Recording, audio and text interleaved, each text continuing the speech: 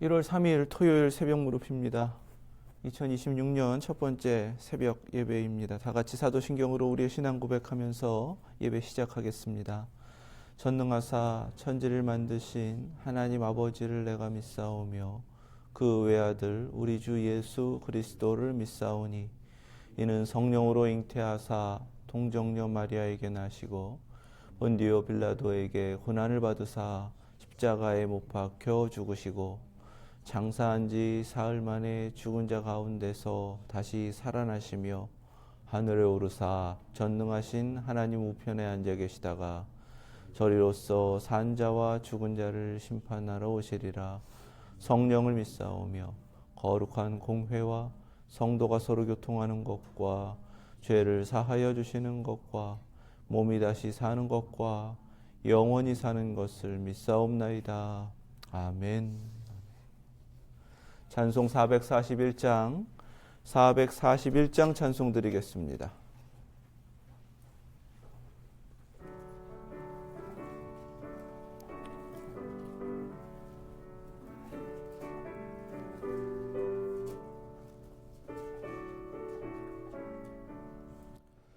은혜 구한 내게 은혜의 주님, 은사 원한 내게 은사의 주님, 신유 구한 내게 신유의 주님, 나의 마음속에 지금 오셨네. 나의 생명 되는 내 주 예수님, 영원토록 모셔 내 기쁨 넘치네. 말씀 위에 서서 내 뜻 버리고 감정을 버리고 말씀에 서니 불완전한 믿음 완전해지고 내가 이제부터 주만 붙드네. 나의 생명 되는 내 주 예수님, 영원토록 모셔 내 기쁨 넘치네. 나의 모든 욕심 던져버리고 내가 염려하며 계획하던 것 믿고 기도하며 주께 맡기고 주의 뜻을 따라 살기 원하네. 나의 생명 되는 내 주 예수님, 영원토록 모셔 내 기쁨 넘치네. 믿음으로 낯을 주께 던지고 끊임없이 주를 찬송하면서 전에 나를 위해 일해왔으나 이제 주만 위해 힘써 일하리. 나의 생명 되는 내 주 예수님, 영원토록 모셔 내 기쁨 넘치네. 나의 소망 되는 구주 예수님, 이 세상에 다시 강림하겠네. 나의 등불 밝혀 손에 들고서 기쁨으로 주를 맞이하겠네. 아멘. 나의 생명 되는 내 주 예수님, 영원토록 모셔 내 기쁨 넘치네. 아멘. 믿습니다. 오늘 주신 말씀은 마태복음 15장 21절에서 28절 말씀입니다. 신약성경 26페이지 마태복음 15장 21절에서 28절 말씀입니다. 하나님의 말씀 믿음으로 함께 받습니다. 예수께서 거기서 나가사 두로와 시돈 지방으로 들어가시니 가나안 여자 하나가 그 지경에서 나와서 소리질러 이르되 주 다윗의 자손이여 나를 불쌍히 여기소서. 내 딸이 흉악하게 귀신 들렸나이다 하되 예수는 한 말씀도 대답하지 아니하시니 제자들이 와서 청하여 말하되 그 여자가 우리 뒤에서 소리를 지르오니 그를 보내소서. 예수께서 대답하여 이르시되 나는 이스라엘 집에 잃어버린 양 외에는 다른 데로 보내심을 받지 아니하였노라 하시니 여자가 와서 예수께 절하며 이르되 주여 저를 도우소서. 대답하여 이르시되 자녀의 떡을 취하여 개들에게 던짐이 마땅하지 아니하니라. 여자가 이르되 주여 올소이다마는 개들도 제 주인의 상에서 떨어지는 부스러기를 먹나이다 하니 이에 예수께서 대답하여 이르시되 여자여 내 믿음이 크도다. 내 소원대로 되리라 하시니 그때로부터 그의 딸이 나으니라. 아멘. 하나님 말씀입니다. 두로와 시돈 지방으로 가신 예수님의 특별한 모습을 우리 묵상하게 됩니다. 예수께서 거기서 나가사 두로와 시돈이라는 곳은 이방 땅입니다. 이방인들이 주로 거주하는 땅이에요. 이 두로와 시돈을 우리가 생각할 수 있는 것이 예수님이 고라신과 벳세다의 불신을 책망하실 때에 너희처럼 능력을 행하였더라면 두로와 시돈에는 회개하였을 것이다. 이렇게 비교하셨던 곳입니다. 당시에 유대인들이 이스라엘 사람들이 두로와 시돈 하면 그 정도로 패역하고 죄악된 도시다라고 여겼던 바로 그 땅을 주님이 가신 거예요. 그곳 하면 또 생각할 수 있는 것이 있습니다. 엘리야 시대에 시돈의 제사장 엣발의 딸 이세벨, 그가 아합의 부인이 됩니다. 이제 시돈 하면 이세벨의 고향이 되는 것이죠. 이러저러한 모양으로 이 두로와 시돈 땅, 거기에 한 여인이라고 생각한다고 하면 이 여인은 정말 우리에게서 먼 사람인 것 같습니다. 우리하고는 많이 다른 사람.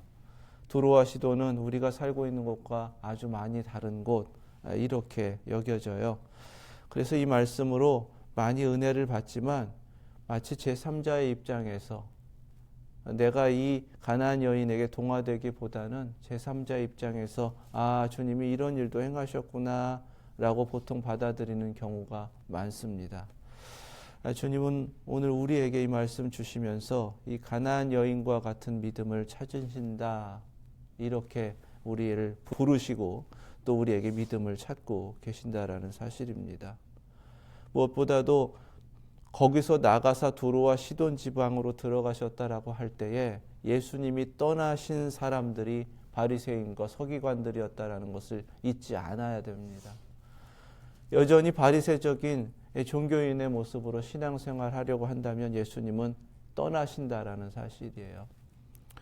바리새적인 종교인으로 산다라는 그 신앙의 모습은 다른 것이 아닙니다. 내가 믿는 방식대로 내가 믿는 것이 옳다라고 고집하면서 말씀에 나를 맞추기보다는 하나님이 나를 맞춰주시기를 바라는, 그래서 자기 고집만을 가지고 신앙생활하는 바로 그것이 바리새적인 종교인의 모습입니다.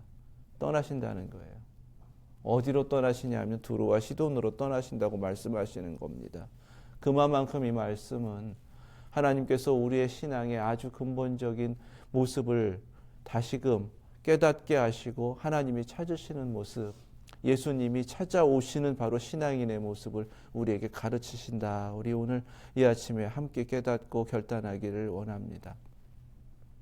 가난한 여자 하나가 그 지경에 나와서 소리 질렀습니다. 지경까지 나왔다고 하니까 오시는 곳에서 마치 맞이하는 것처럼 이 여인은 예수님을 기다리고 있었습니다. 이 여인의 부르짖음 보세요. 주 다윗의 자손, 나를 불쌍히 여기소서. 이제껏 갈릴리 주변에서 예수님 사역하실 때마다 예수님께 기적을 구하며 따라왔던 무리와는 다르게 예수님께 고침받고 구원받은 사람들이 있었습니다. 예수님이 그들의 믿음을 보셨는데 공통적인 특징이에요. 그들은 예수님을 선생님이여라고 찾아오지 않았습니다. 주님이라고 엎드렸습니다. 그들은 예수님을 메시아, 다윗의 자손, 언약을 성취하시는 분이라고 믿고 나아왔습니다.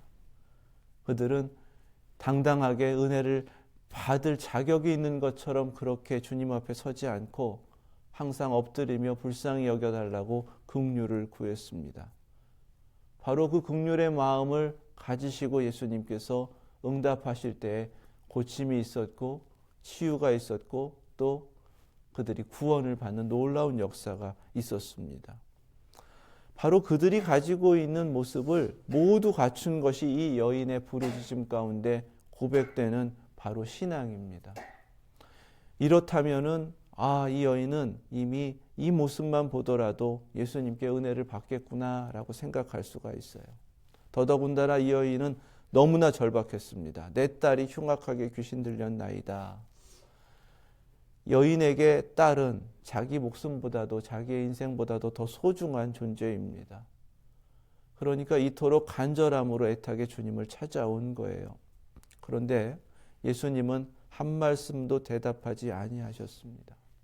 여기서부터 이 여인의 모습과 우리가 얼마만큼 똑같은가를 이제 깨닫게 하시는 거예요. 우리의 기도의 많은 부분은 침묵하시는 하나님을 경험하게 합니다. 하나님이 계속 침묵하실 때 어떻게 하겠느냐입니다. 한 말씀도 하지 않으실 때 제자들이 왔습니다. 마치 중보하는 것처럼 청하였습니다. 여기서 청하여 말하되 라는 말은 미완료형이에요. 계속해서 반복하고 예수님을 졸랐다는 의미입니다. 그런데 이 제자들이 청하는 내용은 조금 다릅니다. 그 여자가 우리 뒤에서 소리를 지르오니 그를 보내소서. 그 여인에 대한 긍휼의 마음도 없고요. 그 여인이 왜 이렇게 애타게 주님을 찾는지도 관심이 없습니다. 지금 제자들은 이방 땅에 온 것만 해도 불편한데 이방인 한 여인이 계속해서 소리를 지르며 따라오는 것, 이것 자체가 너무나 불편한 거예요. 그러니까 예수님 빨리 좀 해결해 주십시오. 예수님이 좀 빨리 저 여자를 보내주십시오. 너무나 귀찮고 힘듭니다라는 태도일 수 있습니다. 이건 중보가 아니에요. 저 사람들 너무 불쌍합니다. 하나님 좀 해결해 주십시오. 이건 중보가 아닙니다. 첫 번째로 우리에게 깨닫게 하시는 것, 교회가 열방을 위해서 기도할 때에, 중보할 때에, 누군가를 위해서 기도할 때에 이런 태도로 주님 앞에 서는 것은 합당치 않다는 겁니다. 어떻게 아냐하면요, 제자들이 진정한 믿음으로 이 여인과 같은 한결같은 신앙으로 주님께 요청했다면 나중에 제자들도 칭찬받았을 거예요. 너의 믿음이 컸다. 그러나 제자들은 칭찬받지 않습니다. 여전히 작은 믿음, 그 모습으로 달라지지 않은 모습이라는 것을 성경은 증거하고 계시는 겁니다. 그저 내가 보기에 이러니까 하나님이 해결해 주십시오 라고 하는 태도는 미신적인 신앙입니다. 그러나 우린 중보한다고 하면서도 너무나 무책임하게 사정도 상관없이 긍휼의 마음도 없이 그냥 하나님은 해주실 수 있습니다 라는 식으로 누군가를 위해 어딘가를 위해서 기도하곤 합니다. 그 기도에 응답이 없는 게 당연한 거죠. 여전히 침묵하시는 주님께 제자들은 그냥 자기들 입장에서 간청하는 그러한 간청함으로 예수님께 요구했습니다. 그때 예수님께서 뭐라고 대답하셨냐 하면 나는 이스라엘 집에 잃어버린 양 외에는 다른 데로 보내심을 받지 아니하였노라 하시니 이렇게 대답하셨습니다. 이 대답이 굉장히 어렵습니다. 난처하게 만듭니다. 당혹스럽습니다. 왜 그러냐 하면 대번에 우리 마음속에 그러면 예수님 여기 왜 오셨습니까? 라고 질문이 떠오르게 하는 대답입니다.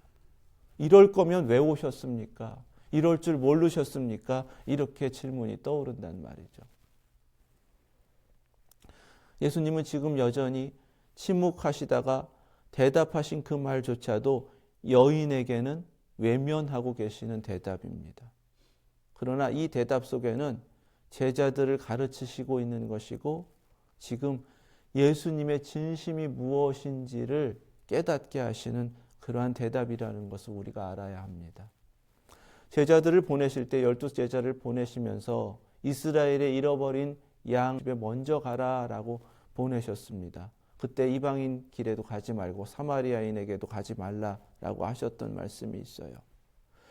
아마도 그것이 당연하다고 제자들은 받아들였을 수도 있고 앞으로도 그렇게 해야 된다라고 여겼을 수도 있습니다.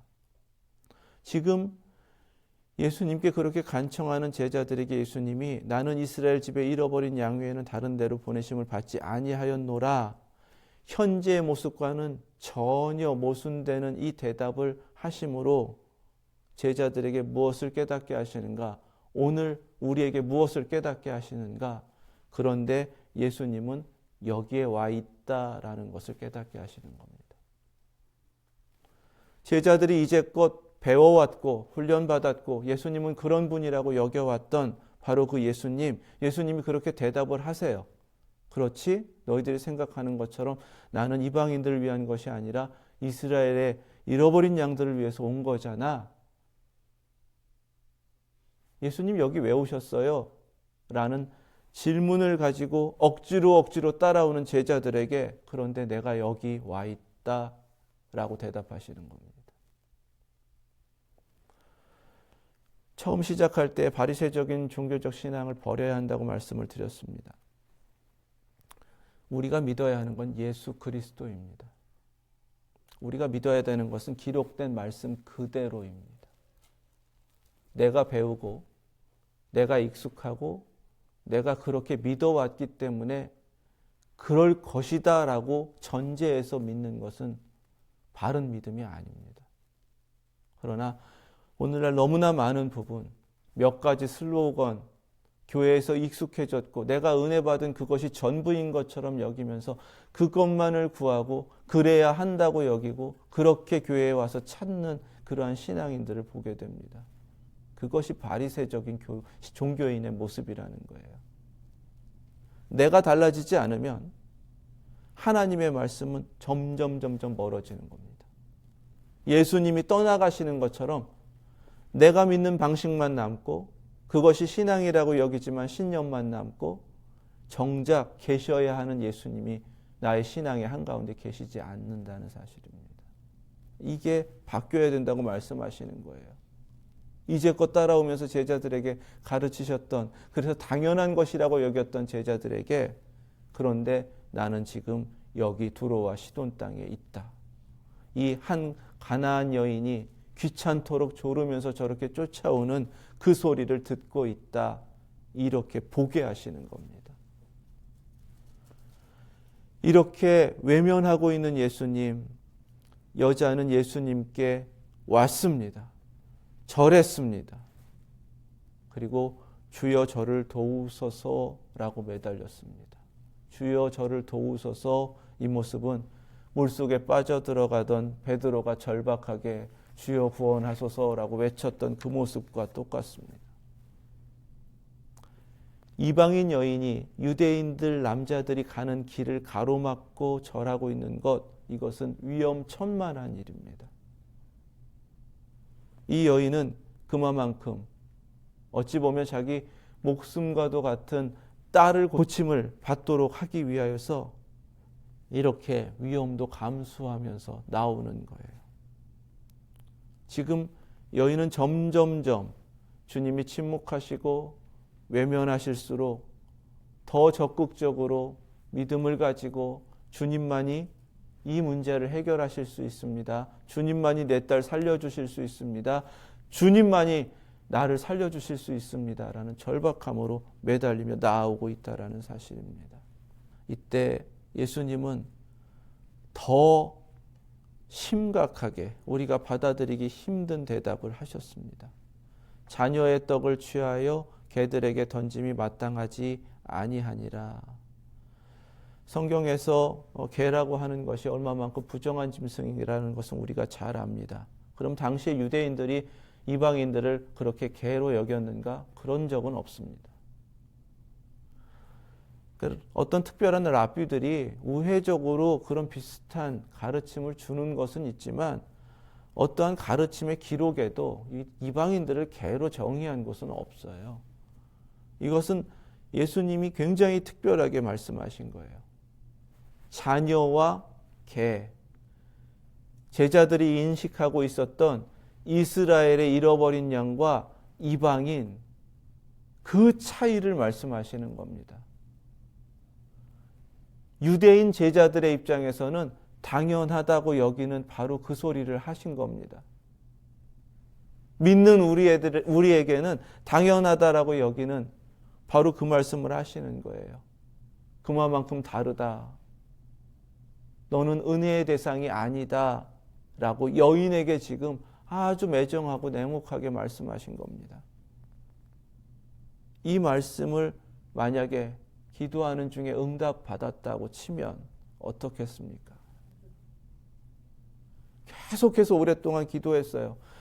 하나님이 아니면, 이 응답이 아니면 정말 살 수 없을 만큼 절박합니다. 그런데 오랫동안 침묵하셨어요. 계속 기도하는 나는 상관없이 내 옆에 있는 사람한테는 응답이 되고 있어요. 나는 외면당하는 것 같아요. 그렇게 오랫동안 매달렸는데 정작 들려온 음성이 너는 은혜 받을 자격이 없어. 너는 이 기도에 응답받을 준비가 안 됐어. 이렇게 하나님께서 대답을 하셨다 그러면 우리의 마음은 어떻겠냐는 겁니다. 사실 우리의 기도가요, 이 단계까지 가지도 못했지만 많은 부분 침묵하시는 주님 앞에 포기하고 주저앉는 경우가 너무나 많은데, 만약에 그렇게 오랫동안 매달렸음에도 불구하고 이런 대답을 받는다면 우리 모두는 상처받고 시험 들고 절망하고 나 이 하나님 안 믿을래 등 돌렸을 겁니다.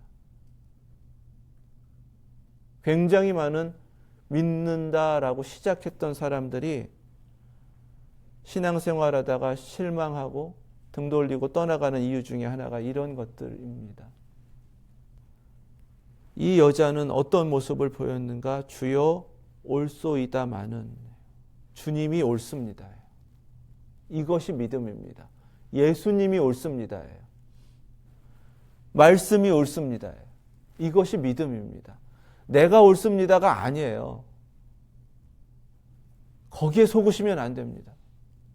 항상 우리의 신앙은 예수 그리스도만이 진리입니다.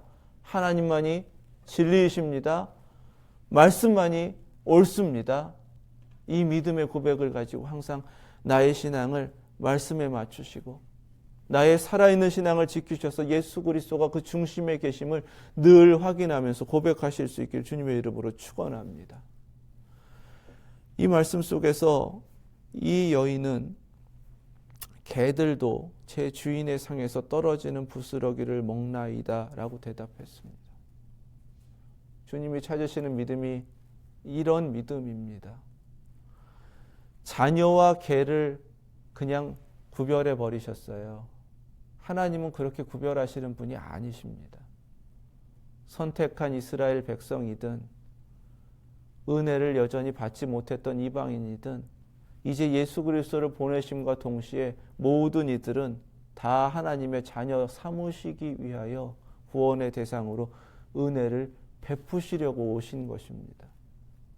그런 구별하지 않으시는데 주님이 그렇게 말씀하셨어요. 구약 성경에서 이제껏 율법적으로 그들이 취급당해왔던 그것, 그들을 그렇게 취급했던 제자들 앞에서 그렇게 말씀하신 겁니다. 그런데 이 여인은 그거 맞다는 겁니다. 그렇죠. 저희는 아브라함의 자손이 아닙니다. 라는 거예요. 주님이 맞습니다. 그런데 상 밑에 있는 개일지라도 주인이 떨어뜨린 부스러기 먹어야 살지요 라고 대답한 겁니다. 이 대답에는요, 먼저 은혜를 받았다라고 하는 아브라함의 자손들이라고 하는 선민사 사상으로 가득했던 이스라엘인들에 대한 서운함이 있는 거예요. 그 오랜 시간 동안 아브라함의 자손으로 은혜를 베풀었고 은혜 받았다라고 하면서 말씀 지키고 율법 가지고 성전에서 제사 드리고 온갖 은혜는 다 누려놓고서 자신들의 받은 은혜에 부스러기조차도 나누지 않았다는 겁니다. 이것이 오늘날 잘못된 이기적 신앙으로 변질되어 버린 교회를 향한 책망입니다. 우리가 받은 것이 얼마나 많은데. 그런데 부스러기조차도 나누려고 하지 않는다면 그것은 하나님 앞에 합당하지 않을 뿐만 아니라 우리 주님이 떠나시게 되는 바로 그 원인이 된다는 것입니다. 오히려 거꾸로 이제껏 굶주려 왔고 굶주렸기 때문에 더욱 은혜를 사모했고 목마른 사슴처럼 이제 멀리 시냇물처럼 다가오시는 주님을 보자 목숨 걸고 달려간 이 여인은 부스러기라도 주십시오 라는 겁니다. 우리의 기도가 이렇게 기도되어야 합니다. 주님이 찾으시는 믿음은 그럼에도 엎드리고 은혜를 구하고 매달리고 내가 자격 없음을 인정하고 겸손하게 기다리라는 것입니다. 24장 13절에 가면 마지막 때의 일을 말씀하시면서 끝까지 견디는 자는 구원을 받으리라 이렇게 주님이 말씀하십니다.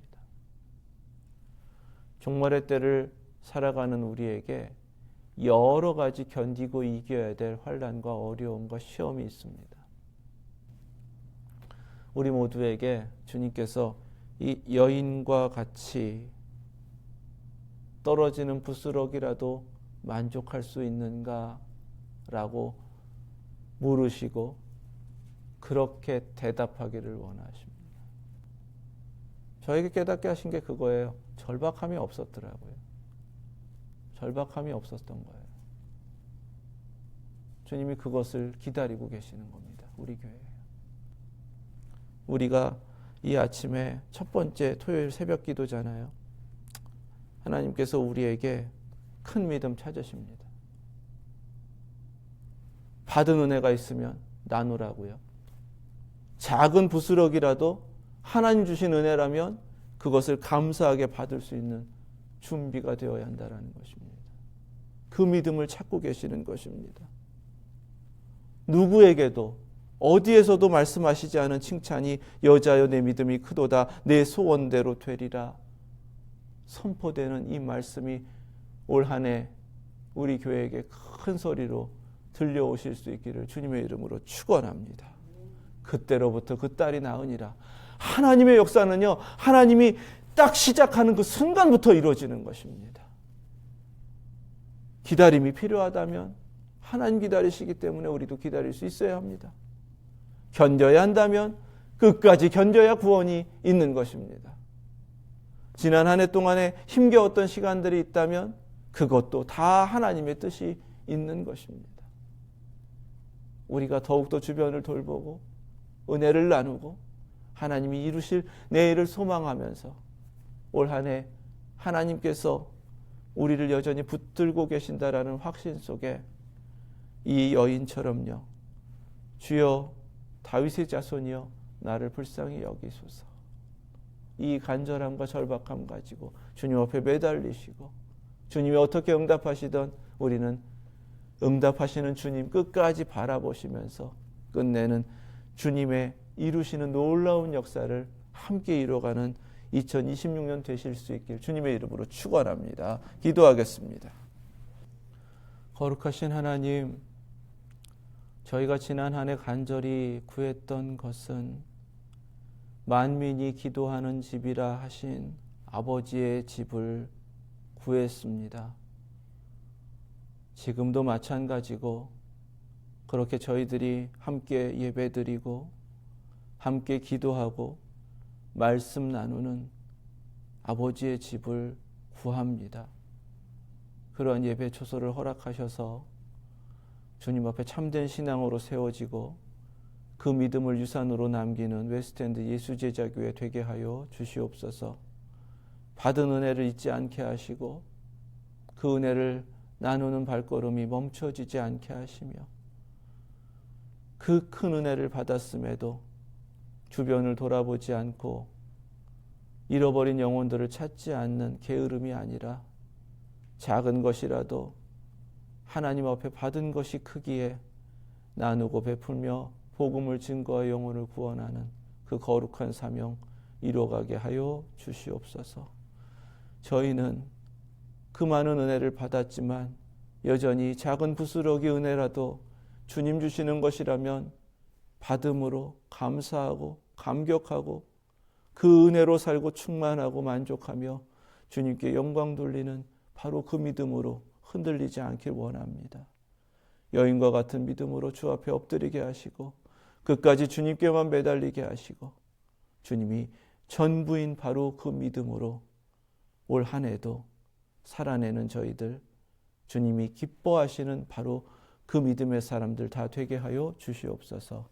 예수 그리스도의 이름으로 기도드립니다. 아멘. 하늘에 계신 우리 아버지, 이름이 거룩히 여김을 받으시오며 나라의 임하옵시며 뜻이 하늘에서 이룬 것 같이 땅에서도 이루어지이다. 오늘날 우리에게 일용할 양식을 주옵시고 우리가 우리에게 죄 지은 자를 사하여 준 것 같이 우리의 죄를 사하여 주옵시고 우리를 시험에 들게 하지 마옵시고 다만 악에서 구하옵소서. 나라와 권세와 영광이 아버지께 영원히 있사옵나이다. 아멘.